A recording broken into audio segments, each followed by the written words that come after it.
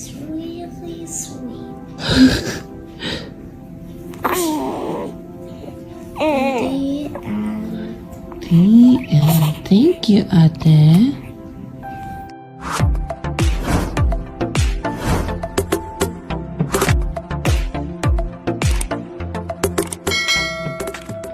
Ang celebrity mommy na si Pauline Luna Soto hindi napigilan ang maging emosyonal sa ibinahagi nitong video ng kanyang mga anak na sina Tali at Baby Mochi, mula sa latest Instagram stories ng actress at TV host na si Pauline Luna ay masaya nitong ibinahagi ang isang maikling video clip ng nakakatuwang bonding ng kanilang mga anak ng mister na si Vic Soto na sina Tali at Baby Mochi.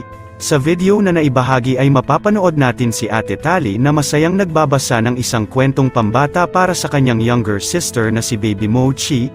Nakakatuwa naman ang naging reaksyon ni Baby Mochi dahil akala mo nga ay naiintindihan niya ito at tahimik lamang na nakikinig sa kanyang Ate Tali. Talaga nga namang nakakaantig ng puso bilang isang ina na makita at pagmasdan ang ganitong klaseng moment ng kanyang mga anak, kung kaya't hindi nga napigilan ni Pauline Luna ang maging emosyonal sa matamis na moment at bonding na ito ng kanyang mga anak na sina Tali at Baby Mochi. Ayon pa sa naging caption ni Pauline Luna sa Instagram stories nito ay ang video nga umano na ito ay kuha nito lamang umaga. Narito ang buong video, panoorin natin. Or mom! Bite the snack instead, little dino. Bite the juicy apple, a juicy carrot, or a tasty cracker.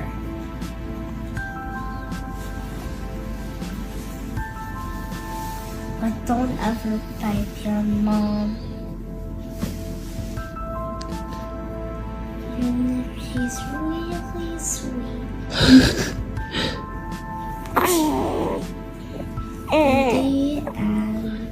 The end. Thank you, ate.